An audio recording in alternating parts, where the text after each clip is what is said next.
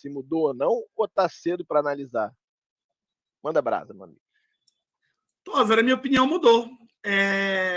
Segundo que eu esqueci. Vamos botar a escalação para a gente ter uma ideia, né, de como foi. Boa! Olha aí, boa. Vamos Boa. lá, voltando à pergunta. E aí, mudou? Dá para dizer que mudou alguma coisa ou o pessoal está sendo emocional demais? Para ser inclusivo para a galera que está nos agregadores de podcast, lerei a escalação aqui, que iniciou com Santos, Varela, Fabrício Bruno, Davi Luiz, Ayrton Lucas, Thiago Maia como volante único, atenção. Importante Thiago Maia como volante único, atrás de Gerson e Everton Ribeiro, simetricamente dispostos, um pela esquerda, outro pela direita. De Arrascaeta, Gabriel atrás de Pedro. De Arrascaeta e Gabriel simetricamente alinhados atrás de Pedro. Olha aí. Importante também dizer isso. Bom, Tosa, eu subi até um vídeo para o meu canal solo aí sobre tática, né? E eu não vou entrar tanto em tática aqui, porque não é a nossa pegada. Recomendo assistirem, tá, gente? Já tô cortando de novo. Obrigado, Tosa. E o que eu falei? Falei, gente, a gente precisa separar as coisas. Identificar a estrutura de uma equipe, identificar a organização, enxergar a organização, enxergar a mudança e informar que você concorda ou discorda com essa mudança organizacional e estrutural é uma coisa. O que não quer dizer que isso seja bom, ou que esteja jogando muito, ou que seja uma máquina. A gente pode dizer, sim, que mudou as coisas, que a organização está aparentemente bem feita, que o rumo está para um time realmente bem organizado, e isso não precisa ser sinônimo de que é uma máquina de jogar bola e que estamos rumo ao bimundial. Então, assim, ontem eu vi até prestar minha solidariedade ao Bruno Pet, colega de análise, fez uma publicação falando a respeito disso, está legal essa organização, eu até não concordei com o nome que ele deu para a organização, falando que é 4-4-2, eu não concordo. E aí saiu tomando porrada, tipo, os analistas já estão elogiando. Não, cara, ele não está elogiando, ele está dizendo que está organizado, ele não quer dizer que está bom. O fato de existir uma ideia muito clara não quer dizer que essa ideia é boa, necessariamente. A gente vai ter que ver ao longo dos jogos, né? E, enfim, feita essa introdução aí, que eu devaguei um pouquinho a respeito, eu quero só falar que mudou. E é inegável que mudou muita coisa, né, Tosa? A gente vê um time preocupado o tempo inteiro em dar amplitude no campo, né?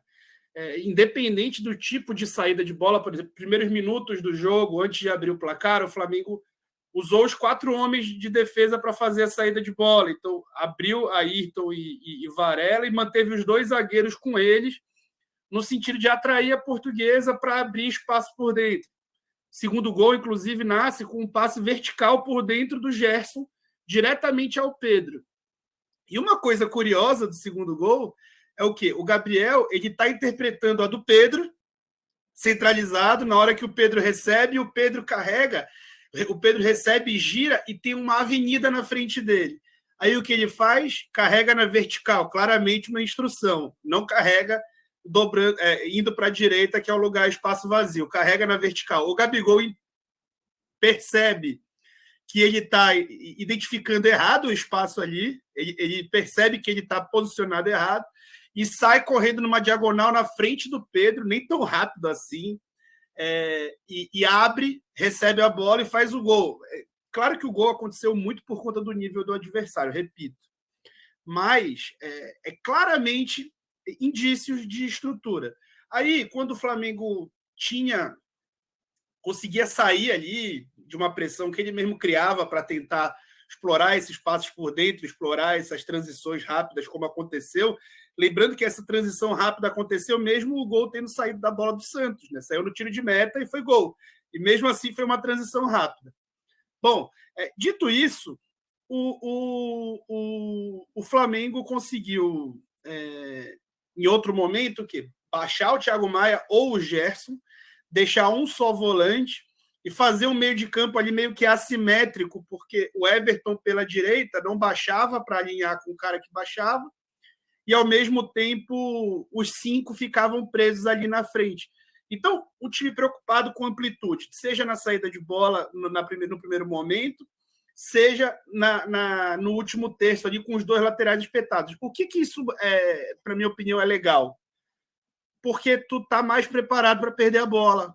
Então, o time muito pressionante, cara. O time que estava o tempo inteiro buscando pressionar quando perdia e acabou explorando demais o Arrascaeta e o Gabigol. Então, o Arrasca e o Gabigol, eles, apesar de estarem ali, teoricamente, num 4-3-3, eu chamo de 4-3-3 fechado, porque é um 4-3-3 que não tem ponta, mas, teoricamente, aquelas posições são dos dois que precisam sair dessa posição para que o lateral faça ali a profundidade.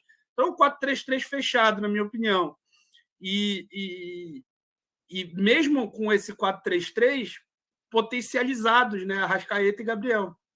Então, eu acho que é muito promissor o trabalho, Tosa, muito promissor e, de novo, muito simples as ideias. Assim como eram simples as ideias do Dorival, só que o sistema que tentava ser imposto era mais complexo.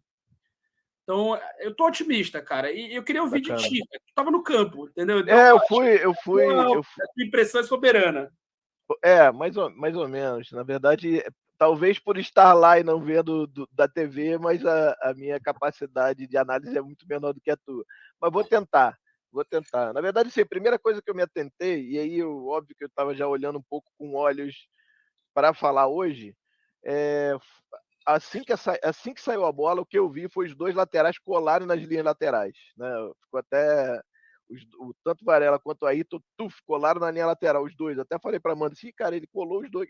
E era claro isso não acontecia com o Dorival, né? Você não viu os 2 laterais colados, né? Eles normalmente eram ali no corredor, né? Entre o que eles chamam de meia, esqueci o nome, mas enfim, corredor ali entre a linha lateral e o meio, né? Aquele corredor ali. Os malas, nome, né? E os malas analistas, um abraço aí para o Douglas Fortunato, que ama esse termo. Ele gosta. Mala analista, eu me incluo nessa também, chamam de meio espaço. Meio espaço, é isso que eu queria lembrar, que ele tinha me falado, tinha aprendido, mas esqueci. Aliás, um abraço para o Douglão aí. Foi um dos que falou que já viu o Flamengo de Vitor Pereira com algumas semelhanças a de Jorge Jesus. Aí o pessoal já, calma, emocionada, aquela coisa toda. Eu falei, cara, o cara sabe, eu não sei. Eu confio nele. Mas, enfim. Mas isso foi a primeira coisa. E a segunda coisa, eu vi um time muito mais móvel. Eu não sei se lhe pareceu isso, tá? Mas móvel, que eu digo assim, um meio-campo muito mais movendo a bola, se movimentando. Eu vi o Gerson caindo do lado esquerdo, caindo do lado direito, ajudando os 2 lados, indo bastante à frente também, aparecendo quase na linha ali da grande área várias vezes. E outra coisa que eu achei interessante foi muito compacto, cara. E o time compacto desse ponto eu lembro do Jesus. Não lembro do Dorival. O time do Dorival não era muito compacto. O do Jorge Jesus era um retângulozão que andava junto praticamente. E ontem eu vi muito disso, cara. A gente jogando praticamente no campo todo do adversário. Poucas vezes os dois zagueiros ali perto do nosso meio-campo, inclusive na nossa intermediária ali para perto do meio. E isso me agradou muito também. Achei muito legal. Assim, acho que é difícil falar de mudança, né? Mas se você olhando, por exemplo, eu lembro de ver o time do Dorival e eu lembro do time que eu vi ontem, então eu vi uma diferença até relativamente grande, principalmente essa questão dos dois laterais petados, né? Que se chama colados nas laterais, do time bem compacto e do time bem móvel, meio campo bem móvel, assim, os caras mexendo muito, sabe? Não sei se aí você me corrige, tá? Mas assim, a sensação que eu tinha com o Dorival era que os volantes, principalmente, tinham muito era muito bem definidos. Ó, você vai ficar aqui do lado direito, do lado esquerdo aqui, cobrindo aqui o lado direito, né? Que seria o lado do Felipe, por exemplo. E o Thiago Maia mais ali na frente da zaga, mais o cão de guarda, assim, na frente da zaga ali. E ontem eu vi pouco isso, apesar de eu entender que o próprio Thiago fazia esse papel muitas vezes, mas ele ia também à frente. Tinha hora que, como eu falei, o time estava todo no campo do adversário e o Thiago estava quase ali na intermediária do time mais à frente até do que o Gerson em alguns momentos. Então, assim, achei bem interessante.